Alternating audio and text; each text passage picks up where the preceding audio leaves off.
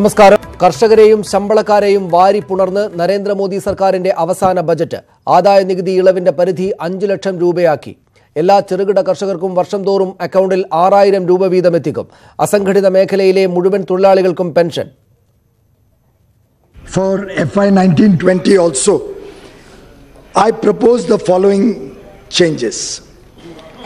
Individual taxpayers having taxable annual income up to rupees 5 lakhs will get full tax rebate.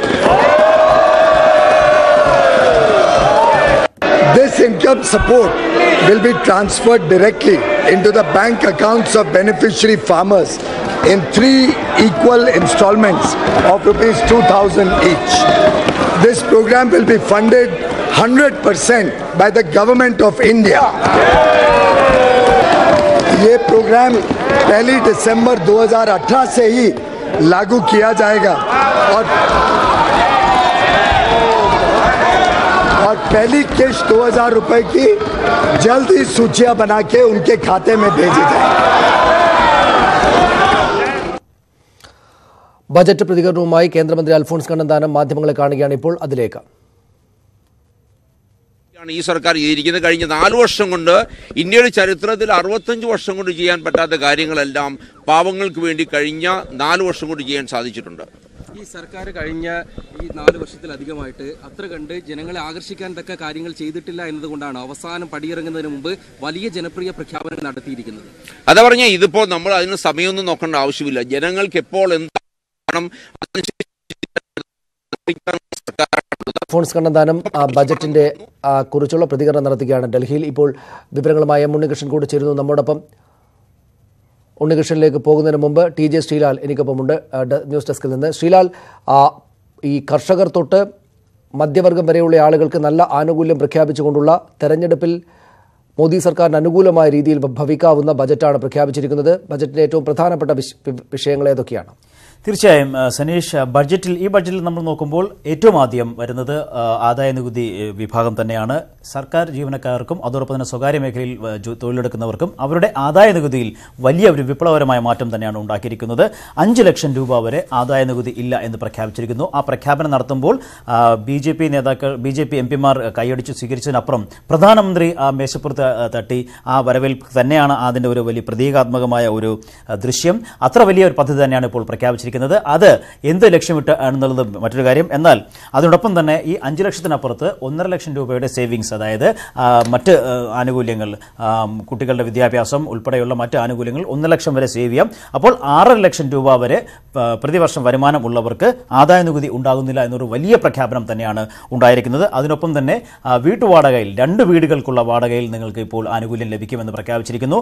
ഇങ്ങനെയുള്ള വലിയ ആനുകൂല്യങ്ങൾ ഈ ആദായ നികുതി വകുപ്പിന്റെ ഭാഗമായി വന്നിരിക്കുന്നു. ഇതിന് ഏറ്റവും വലിയ പ്രത്യേകത, ഇത് ഇനി കുറയ്ക്കുക സാധ്യമല്ല. ഇത് തെരഞ്ഞെടുപ്പ് ബജറ്റാണ് എന്ന് പ്രഖ്യാപിച്ചാലും അല്ലെങ്കിൽ ഇത് തെരഞ്ഞെടുപ്പ് മുന്നിൽ കണ്ട് നടത്തിയ പ്രഖ്യാപനമാണ് എന്ന് പ്രഖ്യാപിച്ചാലും എന്ത് ആരോപണം ഉന്നയിച്ചാലും ഇനി ഇത് കുറയ്ക്കാൻ സാധ്യമല്ല എന്നുള്ളത്, അല്ലെങ്കിൽ കുറച്ചു കഴിഞ്ഞാൽ വലിയ പ്രതിഷേധം ഉണ്ടാകും എന്നുള്ളത് കൊണ്ട് തന്നെ ഇത് നിലനിൽക്കും എന്നുള്ള ഒരു വലിയ ആശ്വാസം കൂടിയാണ് ഈ പ്രഖ്യാപനം സാധാരണക്കാരന് നൽകുന്നത്. അതുകൊണ്ട് തന്നെ ഈ 6 ലക്ഷം എന്നുള്ളത് വലിയ ഒരു പ്രഖ്യാപനമായി നിൽക്കും. അത് തന്നെയാണ് ഈ ബഡ്ജറ്റിലെ ഏറ്റവും പ്രധാനപ്പെട്ട ഒരു പ്രഖ്യാപനം.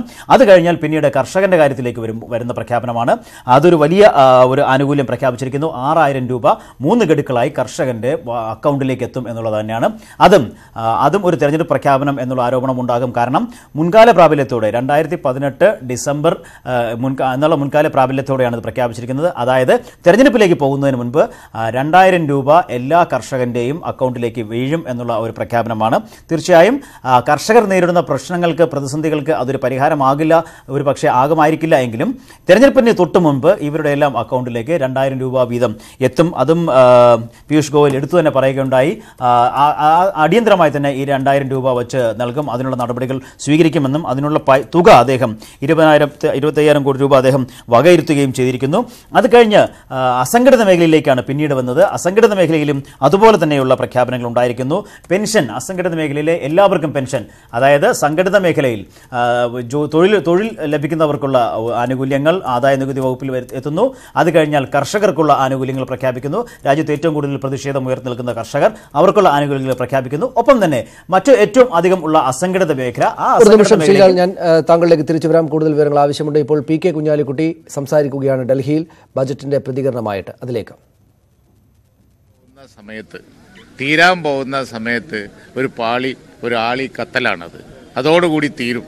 അതാണിത്. കുറേ പ്രഖ്യാപനങ്ങൾ ഇപ്പോൾ നടത്തുന്നതിൽ എന്തർത്ഥമുള്ളത്? ആകെ ഒരു മാസം ഒരു വെന്റിലേറ്ററിൽ കിടക്കുന്ന സ്ഥിതിയാണ് ഗവൺമെൻറ്റിനുള്ളത്. ഇത് കഴിഞ്ഞാൽ കഴിഞ്ഞു. അങ്ങനത്തെ ഒരു ഗവൺമെൻറ് വാരിക്കോരി പ്രഖ്യാപനങ്ങൾ നടത്തുന്നത് തന്നെ ആത്മവിശ്വാസത്തിൻ്റെ കുറവാണ്.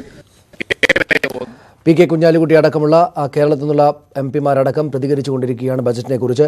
ശ്രീലാൽ, ഇവിടെ അസംഘടിത മേഖലയിൽ എല്ലാവർക്കും പെൻഷൻ കിട്ടുക പോലുള്ള കാര്യങ്ങളടക്കമുണ്ട്. ഈ വെറും തെരഞ്ഞെടുപ്പ് പ്രഖ്യാപനമാണ് എന്നൊക്കെ പ്രതിപക്ഷത്തുള്ള ആളുകൾ വിമർശിച്ചാലും ആത്യന്തികമായിട്ട് പൗരന് നേരിട്ട് അനുകൂലമായി ഭവിക്കാവുന്ന പ്രഖ്യാപനങ്ങളല്ലേ ഇവയെല്ലാം? തീർച്ചയായും അസംഘടിത മേഖലയിലെ പെൻഷൻ അടക്കമുള്ള കാര്യങ്ങൾ, അസംഘടിത മേഖല പ്രത്യേകിച്ച് പറഞ്ഞാൽ അത് പങ്കാളിത്ത പെൻഷനാണ്. 100 രൂപ നമ്മൾ അങ്ങോട്ട് അടയ്ക്കുമ്പോൾ, 29 വയസ്സിന് ശേഷമുള്ള വ്യക്തി 100 രൂപ അടയ്ക്കുമ്പോൾ നമുക്ക് 60 വയസ്സ് കഴിയുമ്പോൾ 3000 രൂപ പെൻഷൻ കിട്ടുന്നു.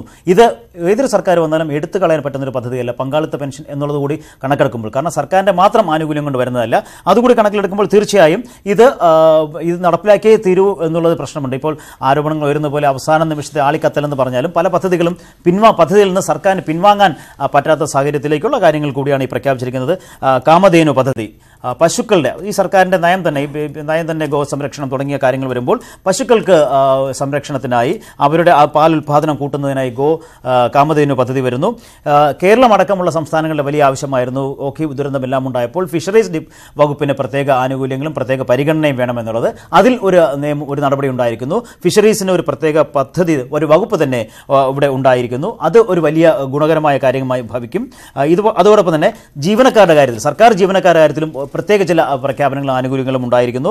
10 ലക്ഷം ഗ്രാറ്റുവിറ്റി എന്നുള്ളത് 30 ലക്ഷമായി ഉയർത്തിയിരിക്കുന്നു. സർക്കാർ ജീവനക്കാരുടെ തന്നെ ബോണസ് പരിധി 22,000 രൂപ വരെയുള്ളവർക്ക് ആയി ഉയർത്തിയിരിക്കുന്നു. 3,500 രൂപ വരെ 22,000 രൂപ ഉള്ളവർക്ക് ബോണസ് ലഭിക്കണം എന്നുള്ള നിർദ്ദേശം വന്നിരിക്കുന്നു.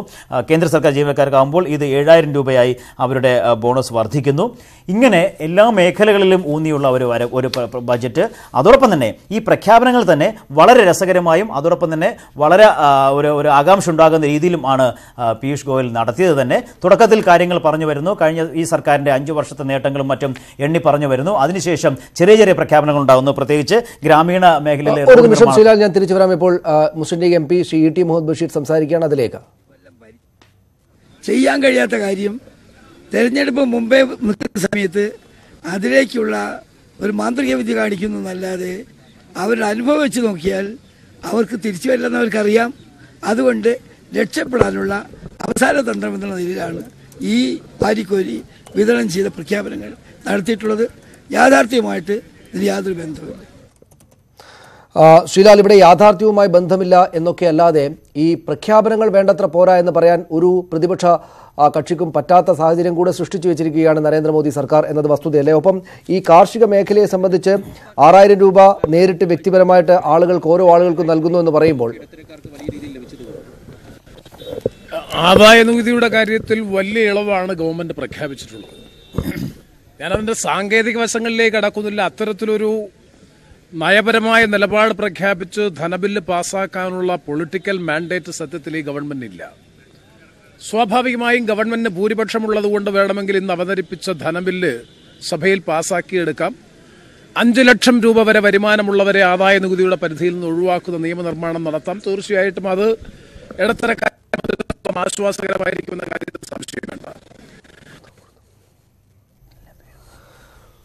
എൻ കെ പ്രേമേന്ദ്രൻ അടക്കമുള്ള എംപിമാരാണ് അവിടെ സംസാരിച്ചുകൊണ്ടിരിക്കുന്നത്. ശ്രീലാൽ, ഇവിടെ ഒരുപക്ഷെ അത്തരം പ്രതികരണങ്ങളിലേക്ക് പെട്ടെന്ന് പോകേണ്ടതായി വരും. ഇവിടെ ഈ 2022 എല്ലാ ഇന്ത്യക്കാർക്കും വീടും കർഷകർക്ക് ഇരട്ടി വരുമാനവും ഉണ്ടാകും എന്നാണ് പറഞ്ഞിരിക്കുന്നത് ബജറ്റിന്റെ തുടക്ക ഭാഗത്ത് തന്നെ. പക്ഷേ ഇപ്പോൾ ഈ വ്യക്തിപരമായിട്ട് പ്രഖ്യാപിച്ചിരിക്കുന്ന ഈ 6,000 രൂപ അല്ലാതെ അത് തെരഞ്ഞെടുപ്പിലേക്ക് നേരിട്ട് ഗുണം ചെയ്യുന്നതാണ്. ആളുകൾക്ക് വ്യക്തിപരമായിട്ട് ഓരോ ഗഡുക്കളായിട്ട് 2,000 രൂപ വെച്ച് കിട്ടുന്നത് ചെറിയ കാര്യവുമല്ല. പക്ഷെ അതല്ലാതെ ഈ കാർഷിക മേഖലയെ ഇങ്ങനെ സ്ഥിരമായിട്ട് ഇരട്ടി വരുമാനം ഉണ്ടാകുന്ന വിധത്തിലേക്ക് നയിക്കുന്ന പ്രഖ്യാപനങ്ങൾ അതിനകത്തുണ്ടോ? അവിടെയാണ് സനീഷ് ഇക്കാര്യത്തിൽ ഈ ബഡ്ജറ്റ് ഇത് ഒരു ഇൻട്രീം ബഡ്ജറ്റ് എന്ന് അവകാശപ്പെടുന്ന കാര്യങ്ങൾ വരുന്നത് അവിടെയാണ്. അതായത് ഇത്തരം കാര്യങ്ങൾ ഫോർവേഡ് ലുക്കിംഗ് പ്ലാൻ എന്ന് പറയുന്ന ഇത്തരം കാര്യങ്ങൾ നടപ്പിലാക്കാൻ പോകുന്ന സർക്കാരിന്റെ മുന്നോട്ട് പോക്കിന് രാജ്യത്തിന്റെ മുന്നോട്ട് പോക്കിന് ആവശ്യമായ കാര്യങ്ങൾ എന്ന് പറയുന്ന സാധനങ്ങൾ എല്ലാം തന്നെ 2030 എന്ന് പറഞ്ഞൊരു വിഷൻ ഡോക്യുമെന്റ് ആയിട്ടാണ് അവതരിപ്പിച്ചിരിക്കുന്നത്. അതായത് നിലവിലെ കാര്യങ്ങൾ ഈ ബഡ്ജറ്റിന്റെ മൊത്തം ഒരു ഘടനാപരമായ പറയുന്ന കാര്യം നോക്കിക്കഴിഞ്ഞാൽ ആദ്യം തന്നെ ഈ 5 വർഷത്തെ നേട്ടങ്ങൾ ഊന്നി പറയുന്നു. അതിനിടയിൽ തന്നെ ചില പ്രഖ്യാപനങ്ങൾ നടത്തുന്നു. ഗ്രാമീണ റോഡുകൾക്കായി 19,000 കോടി എന്നുള്ള ചില പ്രഖ്യാപനങ്ങൾ ഇതിനിടയിൽ പറയുന്നു. അത് കഴിഞ്ഞ് ഏറ്റവും ഒടുവിലേക്ക് വരുമ്പോൾ നികുതി ഘടനയിലേക്ക് വരുന്നു. നികുതി കാര്യത്തിൽ പ്രത്യക്ഷ നികുതിയെക്കുറിച്ച് ഒന്നും മിണ്ടാതെ തന്നെ മുന്നോട്ട് പോകുന്നു. അതിനുശേഷം GST വന്ന മാറ്റങ്ങൾ വരുത്തിയ മാറ്റങ്ങളെല്ലാം പറയുന്നു. ഇവിടെ അതിനുശേഷമാണ് ഏറ്റവും രസകരമായ കാര്യം 2030 വരെ ഈ സർക്കാരിന്റെ വിഷൻ ഡോക്യുമെന്റ് എന്ന രീതിയിൽ ഒരു 10-11 കാര്യങ്ങൾ പ്രഖ്യാപിക്കുന്നു. അടിസ്ഥാന സൗകര്യ വികസനമാണ് ഏറ്റവും ഊന്നി പറഞ്ഞത്. ഭൗതികമായും അതോടൊപ്പം തന്നെ സാമൂഹ്യപരമായും അടിസ്ഥാന സൗകര്യ വികസനം ഉണ്ടാകുന്നു. എല്ലാ മേഖലകളിലും അടിസ്ഥാന സൗകര്യ വികസനം ഉണ്ടാക്കുമെന്നുള്ള പ്രഖ്യാപനം നടത്തുന്നു. റെയിൽ, റോഡ്, എയർപോർട്ട്, ഗതാഗതം, ഇൻലൻഡ് വാട്ടർ എല്ലാ മേഖലകളിലും അത്തരം പ്രഖ്യാപനങ്ങൾ ഉണ്ടാകും എന്ന് പറയുന്നു. അതിനുശേഷം ഡിജിറ്റൽ ഇന്ത്യയുടെ കാര്യത്തിലേക്ക് വരുന്നു. ഈ സർക്കാരിന്റെ പ്രഖ്യാപിത നയങ്ങളിലൊന്നാണ് ഡിജിറ്റൽ ഇന്ത്യ പരിപാടി. അതിനെക്കുറിച്ചുള്ള പറയുന്നു. എല്ലാ രാജ്യത്തിന്റെ മുക്കിലും മൂലയിലുമുള്ള എല്ലാവർക്കും ഡിജിറ്റൽ ഇന്ത്യയുടെ സേവനം ലഭ്യമാക്കും തുടങ്ങിയ പ്രഖ്യാപനങ്ങൾ നടത്തുന്നു. അങ്ങനെ സ്ത്രീ സമത്വം ഉൾപ്പെടെയുള്ള കാര്യങ്ങൾ പ്രഖ്യാപിച്ചു കഴിഞ്ഞ ശേഷമാണ് ഏറ്റവും പ്രധാനപ്പെട്ട ഈ ആദായ നികുതിയിലെ മാറ്റങ്ങൾ സംബന്ധിച്ചുള്ള കാര്യങ്ങൾ പ്രഖ്യാപിക്കുന്നത്. അത് തന്നെയാണ് ഇപ്പോൾ NK പ്രേമേന്ദ്രൻ ചൂണ്ടിക്കാട്ടിയതുപോലെ എന്തായാലും ഈ പ്രഖ്യാപനങ്ങൾ പാസ്സാക്കാൻ സർക്കാരിന് ബുദ്ധിമുട്ടുണ്ടാകില്ല. ലോക്സഭയിൽ ഇത് പാസ്സാക്കിയാൽ മതി. ലോക്സഭയിൽ ഈ വരുമ്പോൾ ലോക്സഭയിലുള്ള മൃഗീയ ഭൂരിപക്ഷം വെച്ച് സർക്കാരിന് ഈ ബഡ്ജറ്റ് പാസ്സാക്കിയെടുക്കാം. അവിടെ ചില ഭീഷണികൾ, എതിർപ്പുകൾ എല്ലാം പ്രതിപക്ഷത്തിന്റെ ഭാഗത്ത് ഉണ്ടാകുമെങ്കിലും അതെല്ലാം മറികടന്ന് ബഡ്ജറ്റ് പാസ്സാക്കാനുള്ള വലിയ ഭൂരിപക്ഷം സർക്കാരിന് ലോക്സഭയിലുണ്ട്. രാജ്യസഭയിലാകട്ടെ ഈ ബഡ്ജറ്റ് അവതരിപ്പിച്ചാൽ മതി. അവിടെ ചർച്ചയുണ്ടാകും. പക്ഷേ രാജ്യസഭ പാസ്സാക്കണമെന്ന് നിർബന്ധമില്ല. ധനബില്ലുകളൊന്നും രാജ്യസഭയിൽ വരെ പാസ്സാക്കേണ്ട കാര്യമില്ല. അതുകൊണ്ട് തന്നെ ലോക്സഭയിൽ പാസ്സാക്കിയാൽ ഈ ബഡ്ജറ്റ് നിലവിൽ വരുന്നു. ബഡ്ജറ്റ് നിലവിൽ വന്നു കഴിഞ്ഞാൽ ഈ ആനുകൂല്യങ്ങളെല്ലാം കിട്ടുകയും ചെയ്യും. അടുത്ത സർക്കാർ വരുമ്പോൾ ഈ ആനുകൂല്യം നിന്ന് പിന്നോട്ട് പോകാൻ ഒരു കാരണവശാലും പറ്റുകയുമില്ല. പ്രത്യേകിച്ച് ഈ ആദായ നികുതി അടക്കമുള്ള കാര്യങ്ങൾ, കർഷകർക്ക് മുന്നോട്ട് വച്ചിട്ടുള്ള ആനുകൂല്യങ്ങൾ, അസംഘടിത മേഖലയ്ക്ക് നൽകിയിട്ടുള്ള ആനുകൂല്യങ്ങൾ, ഇവിടെ നിന്ന് പിന്നോട്ട് പോകാൻ സാധിക്കില്ല. അത് തന്നെയാണ് ഈ സർക്കാർ ലക്ഷ്യമിടുന്നത്. ഞാൻ തിരിച്ചു വരാം ശ്രീലാൽ താങ്കളിലേക്ക്. ബജറ്റ് പ്രഖ്യാപിക്കപ്പെട്ട് കഴിഞ്ഞിരിക്കുന്നു. പൊതുവിൽ സന്തോഷമുണ്ടാക്കുന്ന ബജറ്റ് എന്ന നിലക്കാണ് ആദ്യ നിലക്ക് പ്രതികരണങ്ങളൊക്കെ വരുന്നത്. പ്രതിപക്ഷത്തിന് തന്നെയും ഈ ബജറ്റ് പ്രഖ്യാപനങ്ങളുടെ ജനപ്രിയതയെക്കുറിച്ച് സംശയമില്ല. പക്ഷേ നടപ്പാക്കുന്നത് സംബന്ധിച്ചുള്ള കാര്യങ്ങൾ, അത് ഈ ഘട്ടത്തിൽ പ്രഖ്യാപിക്കേണ്ടത് ശരിയായോ പോലുള്ള കാര്യങ്ങൾ മാത്രമേ ഇതുവരെ വന്നിരിക്കുന്ന പ്രതികരണം ലഭ്യമായിട്ടുള്ളൂ. നമ്മോടൊപ്പം ഡോക്ടർ ഗംഗാധരൻ കൂടെ ചേരുന്നുണ്ട് വിവരങ്ങളുമായിട്ട്, വിശകലനങ്ങളുമായിട്ട്. ഡോക്ടർ ഗംഗാധരൻ, ഇവിടെ ഈ ബജറ്റിനെ സമഗ്രമായ തോതിൽ എങ്ങനെയാണ് താങ്കൾ കാണുക, വിലയിരുത്തുക?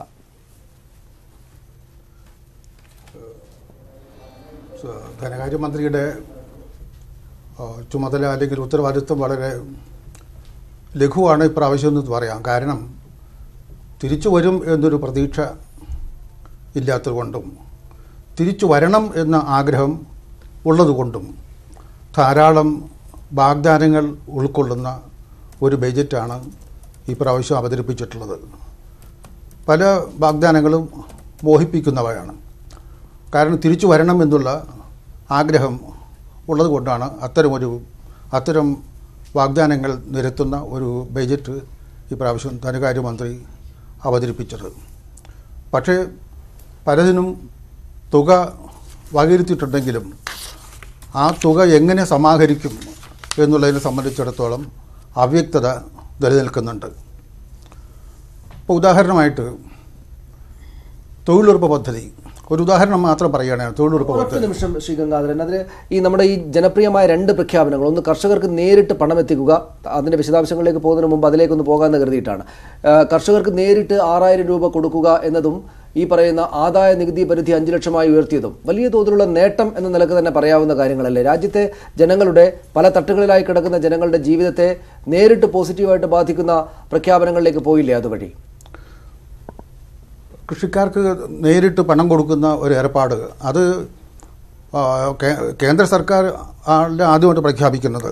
ഇതിനു മുമ്പ് തന്നെ തെലങ്കാന സർക്കാരും ഒറീസ സർക്കാരും ഈ തരത്തിലുള്ള 2 പ്രഖ്യാപനങ്ങൾ നടത്തിയിട്ടുണ്ട്. ഇരുപ്പ് കൃഷിക്ക് തെലങ്കാന സർക്കാരും 4,000 കോടി രൂപയും, ഒരു ഭൂകൃഷി ചെയ്യുന്നതിന് 4,000 കോടി രൂപയും, 2 ഭൂകൃഷി ചെയ്യുന്നതിന് 8,000 രൂപയും വെച്ച് 2 തവണയായിട്ട് കൊടുക്കാനാണ് തെലങ്കാന ഗവൺമെൻറ് റിതു ബന്ധു സ്കീം ഉദ്ദേശിക്കുന്നത്. അതിനേക്കാളും അത്രയൊന്നും ഇത് വരുന്നില്ല. ഇതിൽ 6000 കോടി രൂപ മാത്രമേ വരുന്നുള്ളൂ. പക്ഷേ ഇതുകൊണ്ട് മാത്രം കാർഷികരുടെ പ്രശ്നങ്ങൾ തീരുന്നില്ല.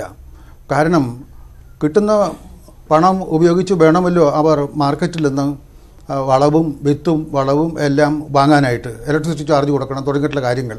പക്ഷേ ഫെർട്ടിലൈസേഴ്സിൻ്റെയും അല്ലെങ്കിൽ രാസവളത്തിൻ്റെയും വിത്തിൻ്റെയും എല്ലാം വില നിയന്ത്രിക്കപ്പെട്ടില്ലെങ്കിൽ ഈ ഇത്രയും തുക കൊണ്ട് അവരുടെ കാർഷിക ആവശ്യങ്ങൾ നിറവേറ്റാൻ അവർക്ക് സാധിക്കാതെ വരുമെന്നുള്ള പ്രശ്നമുണ്ട്. അതുകൊണ്ട് ഇതൊരു പരിഹാരം ആണ് എന്ന് പറയാൻ പറ്റില്ല. പക്ഷേ കുറേ പേരെങ്കിലും മോഹിപ്പിക്കാൻ, അതാണ് ഞാൻ നേരത്തെ സൂചിപ്പിച്ചിട്ട്, കുറേ പേര് മോഹിപ്പിക്കാൻ വേണ്ടി ഇത് സാധിക്കും. ഇതിനുള്ള പണം എങ്ങനെ കണ്ടുപിടിക്കും എന്നുള്ളൊരു പ്രശ്നമുണ്ട്. 2-3 നിർദ്ദേശങ്ങൾ ഇപ്പോൾ നിലവിൽ ഉള്ളത് തന്നെ അത് എത്രത്തോളം ഈ ബജറ്റിൽ തുടർന്ന് നടപ്പാക്കപ്പെടുമെന്ന് എനിക്ക് ഉറപ്പില്ല. ഉദാഹരണമായിട്ട് ഗവൺമെൻറ് ഒരുപാട് സബ്സിഡികൾ കൊടുക്കുന്നുണ്ട്. ആ സബ്സിഡികൾ നിർത്തലാക്കാൻ ഉദ്ദേശമുണ്ടെന്നാണ് മനസ്സിലാക്കുന്നത്. അതുപോലെ തൊഴിലുറപ്പ് പദ്ധതി, ഇപ്പോൾ തൊഴിലുറപ്പ് പദ്ധതിക്ക് പണം കൂടുതൽ വകയിരുത്തിയിട്ടുണ്ട്. അതിൻ്റെ 10,000 കോടി രൂപ വകയിരുത്തിയിട്ടുണ്ട്. പക്ഷേ കഴിഞ്ഞ വർഷം അംഗീകരിച്ച തുക അത് വളരെ അപര്യാപ്തമാണ് എന്നാണ് പിന്നീട് മനസ്സിലാക്കിയിട്ടുള്ളത്. ഏതാണ്ട് 76,131 കോടി രൂപയുണ്ടെങ്കിൽ കഴിഞ്ഞ വർഷത്തെ കൂലി കൊടുക്കാനും മറ്റു ഉപകരണങ്ങൾ വാങ്ങുന്നതിന് ചെലവ് നിർവഹിക്കാനും കഴിയൂ എന്നുള്ള സ്ഥിതിയുണ്ട്. ഒരു തൊഴിലുറപ്പ് പദ്ധതി, ഗ്രാമീണ തൊഴിലുറപ്പ് പദ്ധതി നടപ്പാക്കി ഏതാണ്ട് 9 മാസം കഴിഞ്ഞപ്പോഴേക്കും അനുവദിച്ച തുക പൂർണ്ണമായി തന്നെ തീർന്നു എന്നുള്ളതാണ്. അപ്പോൾ ഒരുപാട് സംസ്ഥാനങ്ങളിൽ കുടിശ്ശിക, തൊഴിലാളികൾക്ക് ചെയ്ത ജോലിക്കുള്ള കുടിശ്ശിക വരുമാനം കൊടുക്കാനുണ്ട്. അതൊന്നും മീറ്റ് ചെയ്യാനായിട്ട് കഴിഞ്ഞില്ല. ആ പശ്ചാത്തലത്തിലാണ് ഇപ്പോൾ 10,000 കോടി രൂപ വകയിരുത്തിയിട്ടുള്ളത്. അത് എത്രത്തോളം സാധ്യതപ്രാകും എന്നുള്ള കാര്യത്തിൽ എനിക്ക് തീർച്ചയായിട്ടും വലിയ സംശയമുണ്ട്. ഞാൻ തിരിച്ചു വരാം താങ്കളിലേക്ക്. ഇപ്പോൾ BDJSന്റെ നേതാവ് ശ്രീ ഗോപൻ, അദ്ദേഹം കൊച്ചിയിൽ നമ്മോടൊപ്പം ചേരുകയാണ്. ശ്രീ ഗോപൻ, സർക്കാരിന് അടുത്ത തെരഞ്ഞെടുപ്പിൽ നല്ല ഗുണമുണ്ടാക്കുന്ന ജനപ്രിയമായ പദ്ധതികളുണ്ട്. ജനപ്രിയം എന്ന നിലക്ക് മാത്രമല്ല, നേർക്ക് ജനജീവിതത്തിനകത്ത് പോസിറ്റീവായിട്ട് വന്ന് ഭവിക്കുന്ന സന്തോഷമുണ്ടാക്കുന്ന 2 കാര്യങ്ങളാണ് കർഷകർക്ക് പണം നേരിട്ടെത്തിക്കുക, ഈ ആദായ നികുതി പരിധി ഉയർത്തുകയും ചെയ്തത്. പക്ഷേ അങ്ങനെ പറയുമ്പോൾ തന്നെയും ഈ കാർഷിക മേഖലയുടെ പ്രതിസന്ധികളെയും പ്രശ്നങ്ങളെയും പരിഹരിച്ചു കളയുക എന്ന നിലപാട് വെച്ചിട്ടല്ല, അവർക്ക് പണം എത്തിച്ചു കൊടുത്ത് അത് വോട്ടായി തിരിച്ചു വാങ്ങുക എന്നൊരു രാഷ്ട്രീയ ലക്ഷ്യം വെച്ച് മാത്രമാണ് നടപ്പാക്കിയതെന്ന് പറഞ്ഞാൽ അത്തരം വിമർശനങ്ങളുള്ള മറുപടി എന്തായിരിക്കും? ആത്യന്തികമായിട്ട് ഏതു വിധത്തിൽ വിലയിരുത്തേണ്ടുന്ന ബജറ്റാണിത്?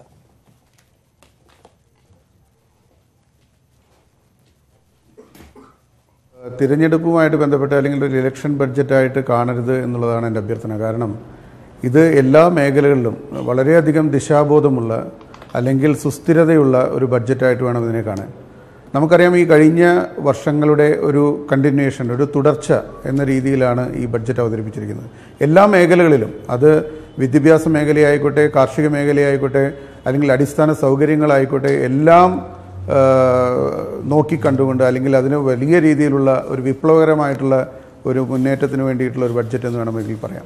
അതുപോലെ തന്നെ നാനാ ജനവിഭാഗങ്ങളുടെ ഭാഗമെടുക്കുകയാണെങ്കിൽ കുട്ടികളായിക്കോട്ടെ, യുവാക്കളായിക്കോട്ടെ, അല്ലെങ്കിൽ മധ്യവയസ്കരായിക്കോട്ടെ, പ്രായം ചെന്നവരായിക്കോട്ടെ, തൊഴിലാളികളായിക്കോട്ടെ, ഉദ്യോഗസ്ഥരായിക്കോട്ടെ, സൈനികരായിക്കോട്ടെ, അങ്ങനെ എല്ലാ മേഖലകളിലും, എല്ലാ നാനാ മേഖലകളിലുള്ള ജനവിഭാഗങ്ങളെ എല്ലാം അഡ്രസ്സ് ചെയ്തുകൊണ്ട് അവരെല്ലാം നോക്കിക്കണ്ടുകൊണ്ടുള്ള ഒരു ബഡ്ജറ്റ് എന്ന് വേണം ഇതിനെ കാണുവാനായിട്ട്. ഇതിൻ്റെ മറ്റു വശങ്ങൾ നോക്കുകയാണെങ്കിൽ ഈ ബഡ്ജറ്റിൻ്റെ മൊത്തത്തിൽ നോക്കുമ്പോൾ നമ്മൾ ഈ രാഷ്ട്രീയപരമായിട്ട് നോക്കി അതൊരു തെരഞ്ഞെടുപ്പ് ബഡ്ജറ്റ് എന്ന രീതിയിൽ വിലകുറച്ച് കാണിക്കാതെ, അല്ലെങ്കിൽ ഈ ബഡ്ജറ്റിൽ ഇപ്പോൾ വെച്ചിട്ടുള്ള കാര്യങ്ങൾ എന്തെന്ന് മനസ്സിലാക്കി അതിനെ പഠിച്ച് അതിൻ്റെ ശരിയായ രൂപങ്ങളെ ഉൾക്കൊണ്ടുകൊണ്ടുള്ള ഒരു ചർച്ച വേണമെന്നാണ് എൻ്റെ അഭിപ്രായം. കാരണം ഇവിടെ നമുക്കറിയാം, ഇപ്പോൾ ഈ ബഡ്ജറ്റിനെ നോക്കിക്കാണുമ്പോൾ വെറും ഒരു അല്ലെങ്കിൽ ഒരു ഇൻകം ടാക്സിൻ്റെ അല്ലെങ്കിൽ ആദായ നികുതിയിലെ ഒരു വളരെയധികം വിപ്ലവകരമായിട്ടുള്ള ഒരു നീക്കം, അല്ലെങ്കിൽ 5 ലക്ഷം രൂപ വരെയുള്ള നികുതിദായകർക്ക് നികുതി വേണ്ടതില്ല എന്നുള്ളൊരു നീക്കം മാത്രമല്ല, മറ്റുള്ള കാര്യങ്ങൾ നോക്കിക്കഴിഞ്ഞാൽ തന്നെ മറ്റുള്ള കാര്യങ്ങളിലേക്ക് കൂടെ പോകണം. ഗോപൻ, ഞാൻ താങ്കളിലേക്ക് തിരിച്ചു വരാം. മറ്റ് അതിഥികൾ കൂടെ നമ്മുടെ സ്റ്റുഡിയോകളിലായി എത്തിച്ചേർന്നിട്ടുണ്ട്. വലിയ വിപ്ലവകരമായിട്ടുള്ള നേട്ടം എന്ന് പറയാവുന്ന വിധത്തിൽ ഉള്ള ഒരു പ്രഖ്യാപനമാണ് ആദായ നികുതി പരിധി 5 ലക്ഷമാക്കി ഉയർത്തിയതിലൂടെ നരേന്ദ്രമോദി സർക്കാർ ബജറ്റിൽ പ്രഖ്യാപിച്ചിരിക്കുന്നത്. അതടക്കമുള്ള വിവരങ്ങളിലേക്ക്, അതിന്റെ വിശദാംശങ്ങളിലേക്ക്, വിശകലനങ്ങളിലേക്ക് വരാം.